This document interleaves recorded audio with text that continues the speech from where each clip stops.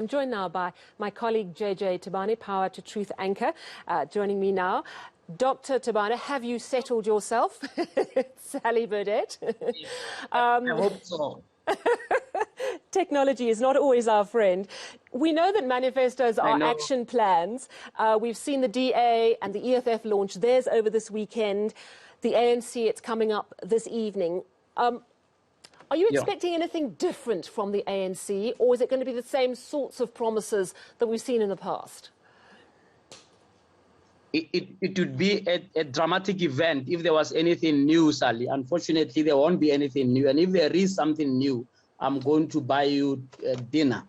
I'll have to pay you, because I just made a point of reading the ANC's 2016 manifesto on local government elections. And they made a few promises up front, about 5 promises right up front as you open the manifesto on the second page, right? And at the top of that is accountable local government. We're going to make local government very accountable. And if you look at just the recent Auditor General's report, it tells you that over the last 5 years, between 40 and 60 billion rands per annum has been wasted, mostly by ANC municipalities that the ANC control. So their very first promise has gone down the tubes. And I'm only giving you a cursory account of how they failed just on that basic premise. Then the second promise is we're going to make service delivery fantastic. We're going to bring you big and good, and they call it quality services. You have covered numerously, just this year alone, how many service delivery protests that have happened in the Free State, in the Northwest. The Northwest was on fire. Free State, roads were closed. The council there even was teetering on collapse. Tshwane was without a mayor for 8 months. I can go on about service delivery, if you like, collapse across municipalities. Then they talk about we're going to improve the quality of jobs for youth and so on. 44%, right, unemployment rate. That's what we're sitting with now. So what kind of delivery? I can go on, Sally. All I'm saying to you is, unfortunately, the ANC is in a corner. There's nothing new they can tell us. All that needs to happen now is that the voters must wake up. It's sad that all we see is that voters vote according to historical preferences. They don't vote according to performance of municipalities. They don't vote according to the performance of the politicians. We have seen, though, in the previous local government election, the ANC did take quite a knock. And I'm wondering if that trust between, not only, predominantly between the ANC and the voter is waning, because we're starting to see the rise of the independents. If you look at what Mmusi Maimane is doing, is he tapping into something that's really happening in South Africa? That the average voter is going, I don't trust most politicians. I don't trust the main political parties anymore. Yeah. Look, I mean, the issue of independence has always been with us. It's been part of the electoral system for the last 27 years.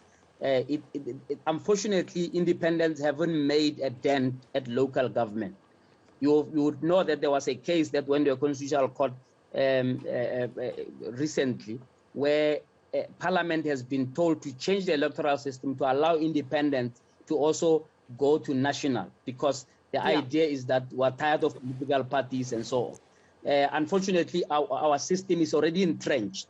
And what we need to do is to deal with the die that's been cast to us, which is political parties. Remove the one that's not delivering, put the one that you think may deliver. Independence, yes, part of the mix, but that's not going to change our lives. We still don't have a presidential system in this country. We still don't have a mayoral system. You can't run as mayor.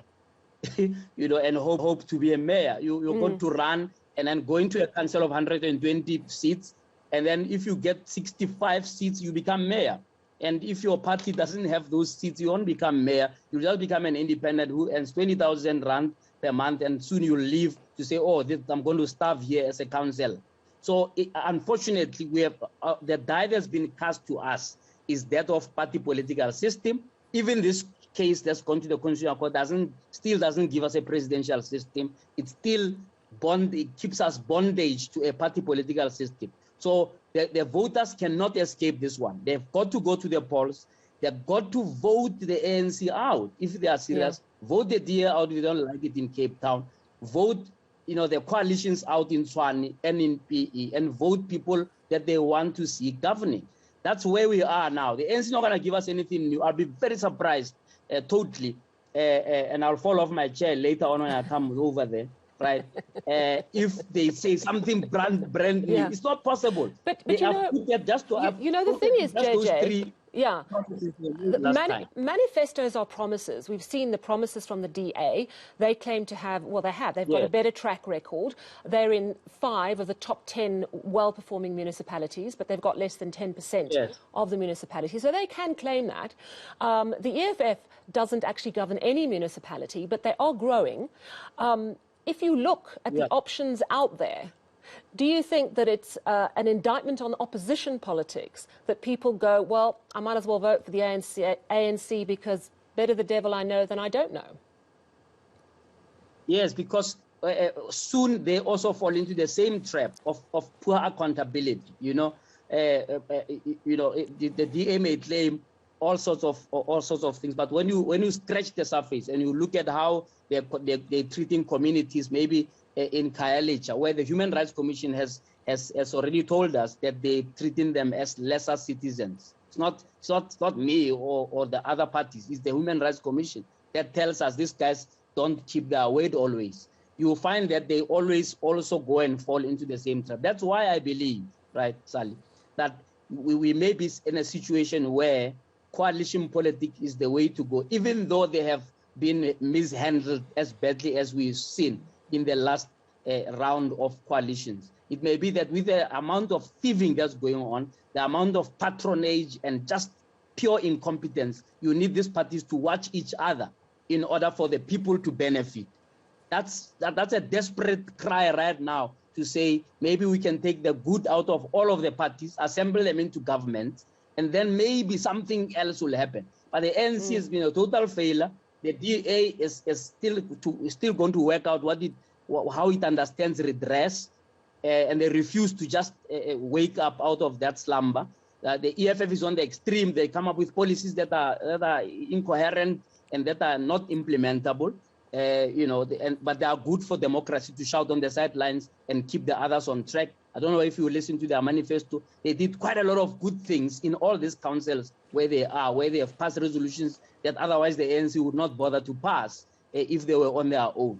So there is a need for a balance of political power. There's no more space for a totalitarian situation where the ANC governs 90% of the place and messes the whole thing up, or where the opposition just shouts and does nothing. So you need a collaboration, almost like a government of national unity, a local government, where the people are at the center and not politicians and not patronage.